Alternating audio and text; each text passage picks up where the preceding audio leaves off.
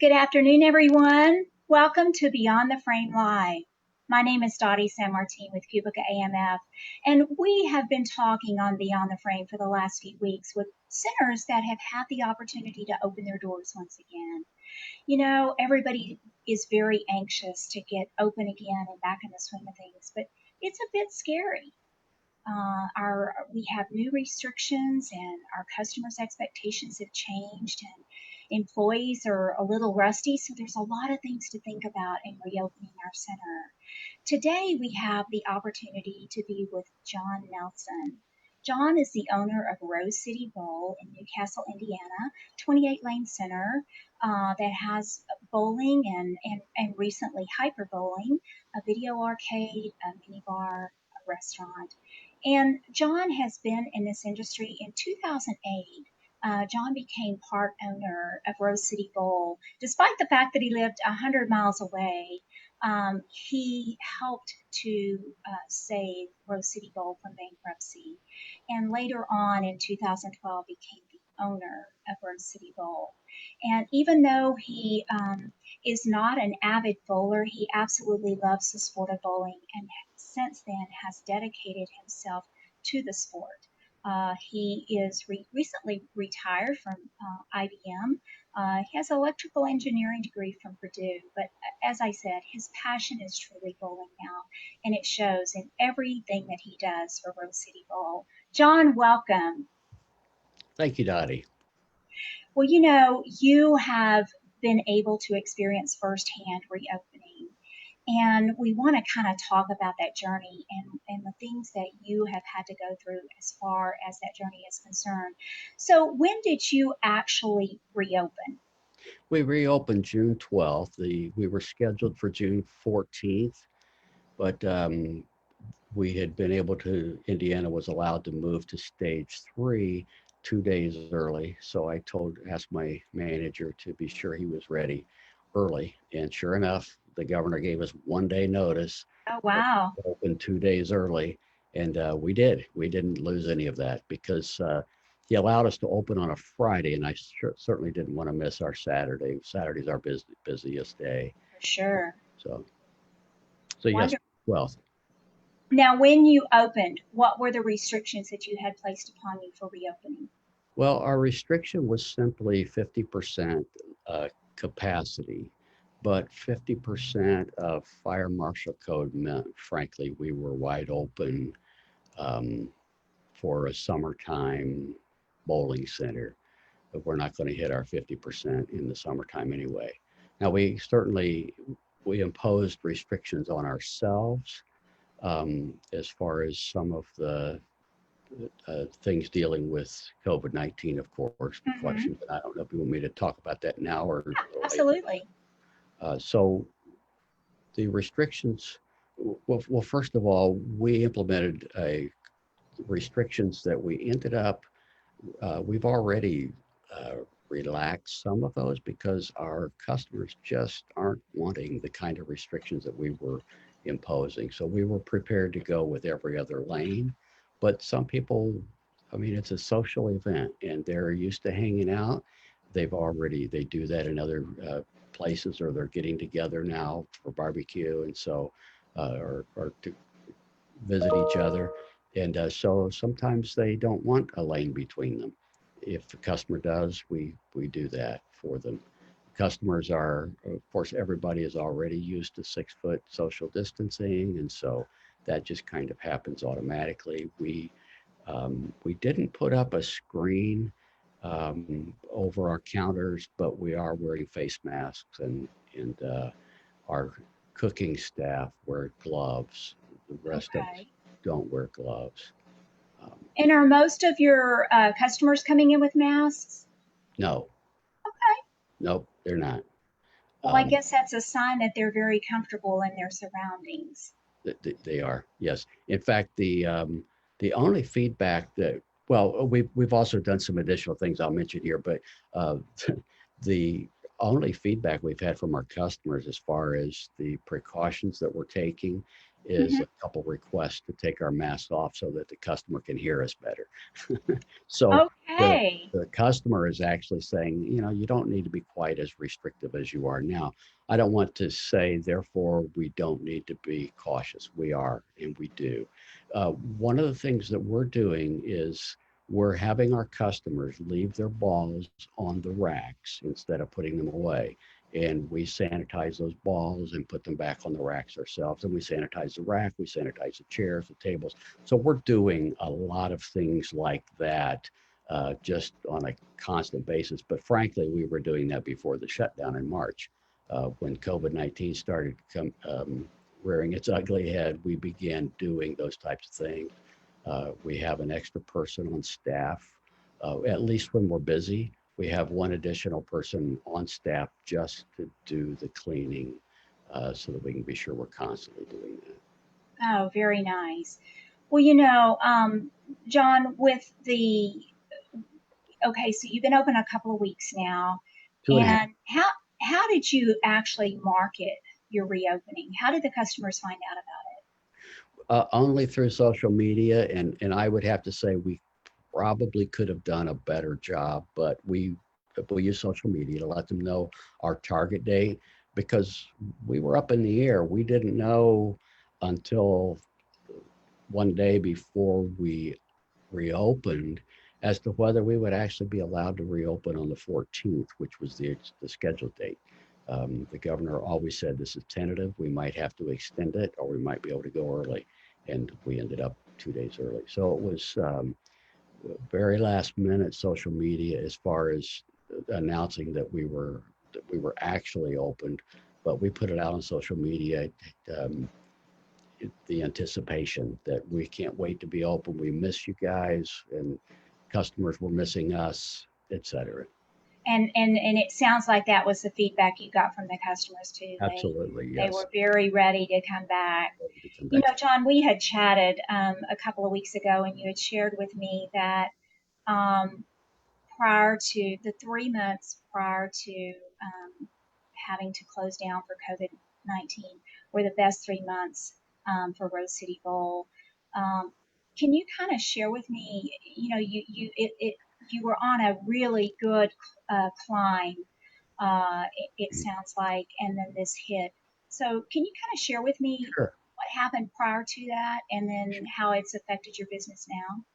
sure. Well, in April of last year, we were one of the first to install HyperBowling, Cubic AMF's HyperBowling, which is just a fantastic product. When I first saw it in a video, that would have been April of 18. My sales rep took me to or showed me a video of hyperbowling, and of course it wasn't released yet. When I saw it, I said, "That's exactly what we want," because we are a tradition. Well, we were a traditional bowling center. It was Mhm. built in 1961 as a traditional bowling center. So we don't have the benefits of some of the more modern FEC capabilities like go-karts, et cetera. We're landlocked and we can't do that.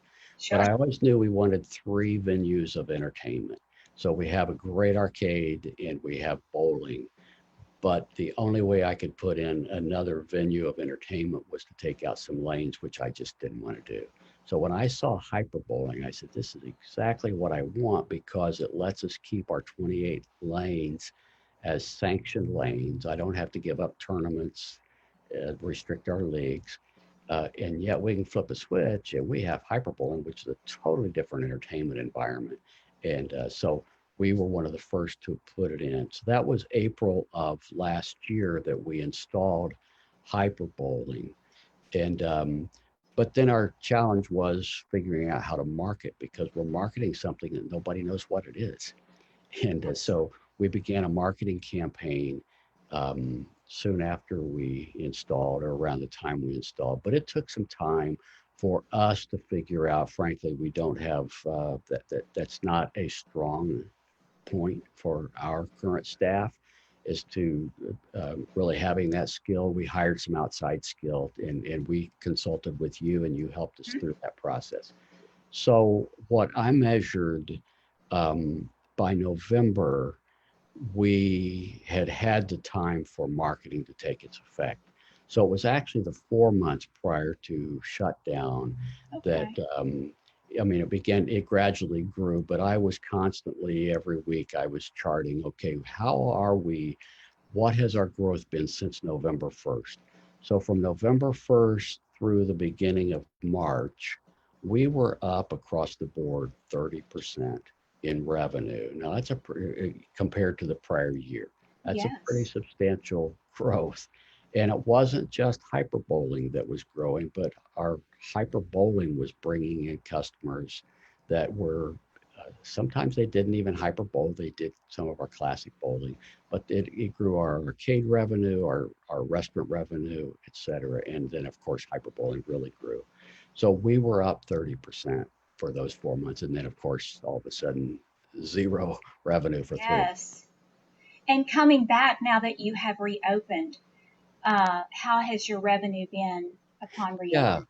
So when we first reopened the 12th, that first weekend, or really that first week, um, we were running about 25% up where we had been before, Okay. which I think is a reasonable expectation for Hmm. proprietors that are out there that are still shut down.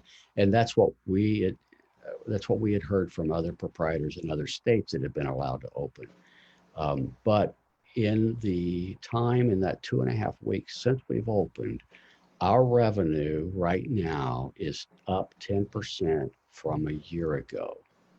So That that's is wonderful. that's High pretty, five for you, John. pretty significant. Now, there are some pluses and minuses there. For one thing, we've started a new summer bowl pass program that brings some of the revenue up front. So we're a little front loaded there. So I would say, okay, we're not quite fully back. Um, but to be and then that 10% is from last year when we didn't have hyperbolic, or I'm sorry, the same period the prior year, which Mm-hmm. was not with hyperbolic. So I would expect to be up 30%. So no, the business isn't back where it should be or is going to be. But the fact that we've ramped up that rapidly is pretty quite encouraging. And so I really believe we're going to be back on track. I hope by this fall. We've got leagues that are starting back up now. We Yes. lost the last 5 weeks of all of our leagues. We shut down. We did the payout. We didn't expect anybody to come in. I know some bowling centers. I just heard of one today where they're finishing up their leagues. Mm-hmm. But we've got some people who just said we don't want to wait till fall. We're going to do a 5 week league. We've got a Okay. little bit of time here. So those leagues have launched last week.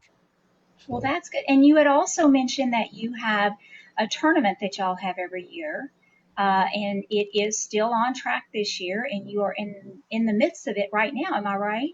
yes, we have a 6 week summer shootout tournament. This is our sixth year of doing it. Every year it's grown a little bit. Last year we had 147 teams bowl, and a team is 5 people uh, at $30 a head. So it's $150 per team. And now, I let me clarify that. That's $50 of lineage. Hmm. $100 goes into the prize fund. It's a big prize fund league. We're hoping for a $20,000 payout this year. Nice. But yes, we're about halfway through it. We've done 3 weekends so far, and we're running, I believe, a little ahead of where we were in prior years. Um, some people are still a little. I mean, we draw people from other states, and Illinois, Michigan, and Ohio are locked down tighter than Indiana is. So some of those people are just a little hesitant to come out. Uh, Sure. I anticipate, based on the registrations that we have and what it's looking like so far, that we will beat last year, even though we've just come out of this pandemic. So that's Very, encouraging. that's very encouraging. And we have seen that in many cases, the competitive bowler is, one of the first ones to come back because, as we had chatted prior to this call, our tournament bowlers and league bowlers. are our loyal customers. They know who we are. They know what processes we have in place, and they have that confidence that you're in control of their safety. So, and they just want to come back out and they want to have a good time. And And we're so, seeing that in our leagues. It was fun last night. I was in there and, just seeing our leagues back. It's, oh my, those 3 months of of nobody in there. It was almost depressing. I'm not a person who gets depressed, but it was depressing to not have our customers there. But they were excited, and it was just fun to hear the excitement again.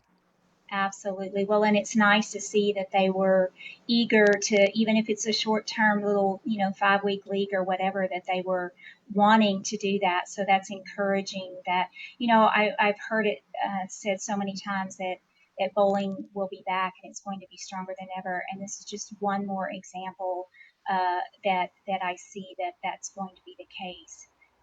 So, it's, I, I um, believe that's true. I wish I could say that we're back stronger already. Well, I just did. I guess I said it. We're up 10%, but yes.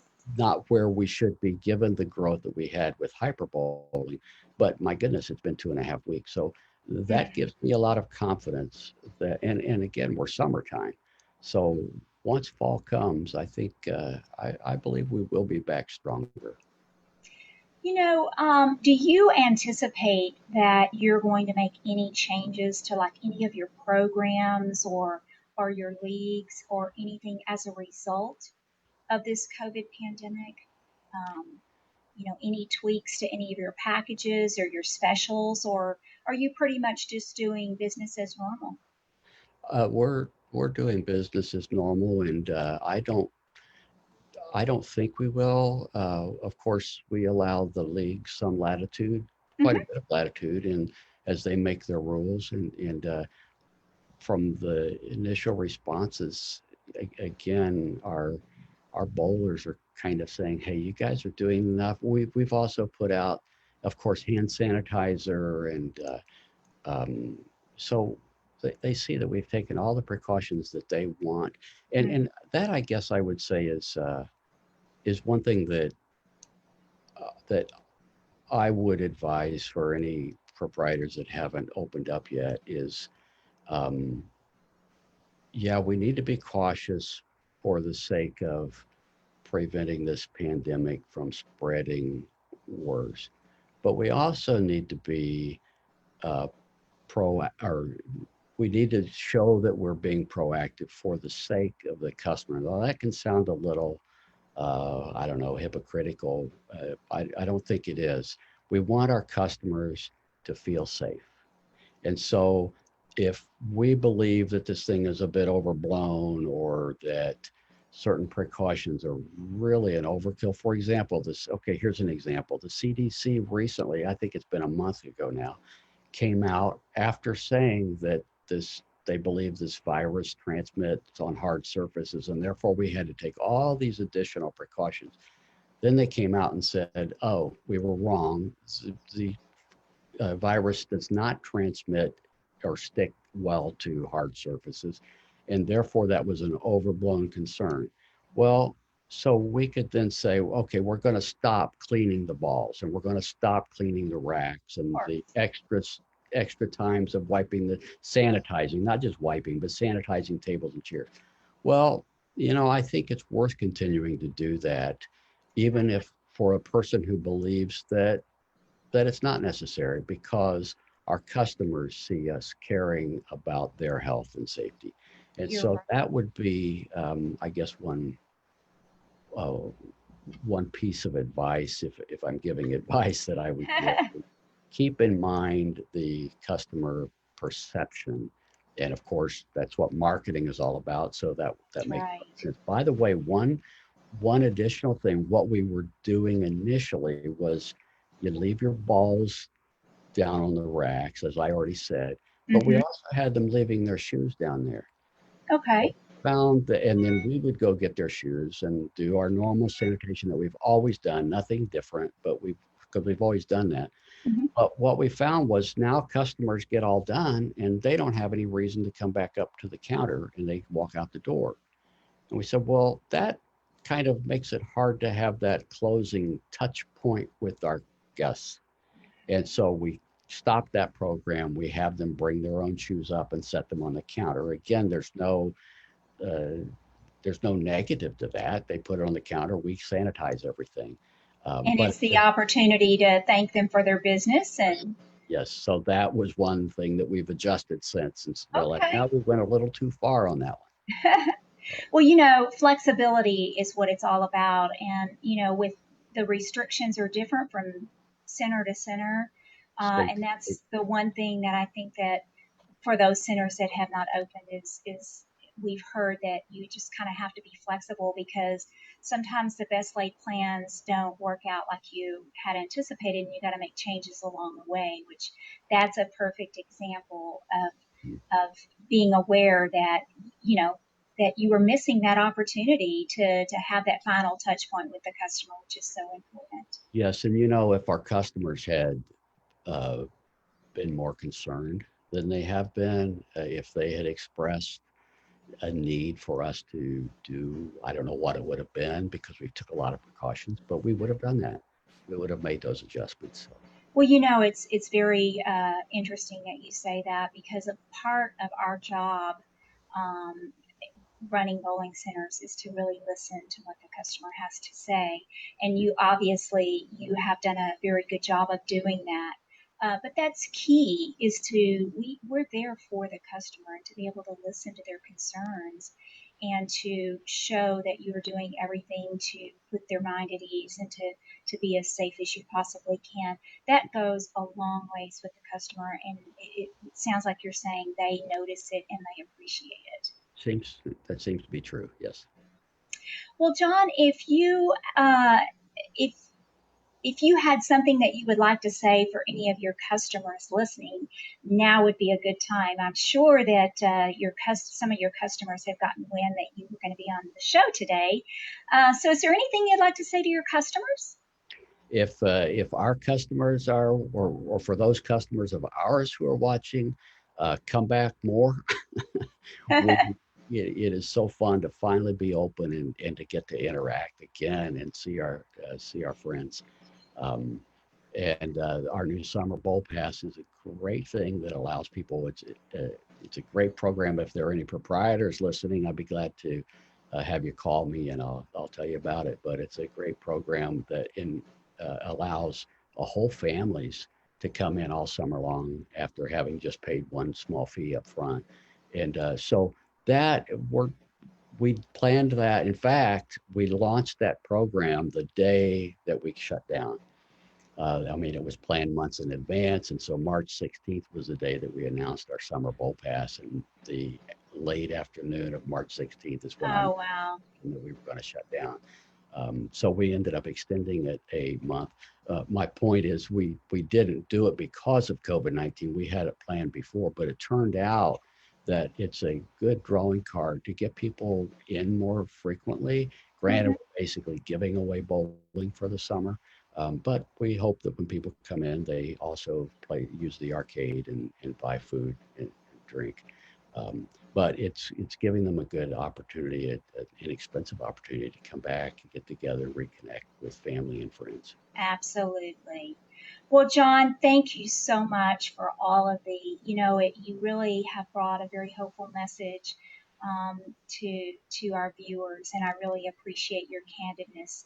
And we really appreciate you taking time today to join us Glad to on do it. Beyond Thank the you, Frame Dottie. Live. For those of you that are watching, be mindful that we still have our customer resource page on the Cubic AMF website, and it is loaded with resources for you, a reopening marketing kit, and all sorts of very helpful checklist material, tech support to be able to reach out to tech support and schedule a reopening call. So make sure that you stop by the Cubica AMF website and check out that page. Also, next week we are going to be having a webinar on marketing success, and we're going to have a panel of centers on board and share with us how they marketed their reopening and what things they're doing right now to set their centers up for success in the future. We're also going to have a Beyond the Frame next week. It'll be hosted by my colleague Jay Nephew, and we will have Tim Boss with us from Sequoia Bowl, Pro Bowl. So make sure that you check in with us next week for both Beyond the Frame and the webinar. And I wish everyone a very happy 4th of July and stay safe and healthy. And until next week, think beyond the frame.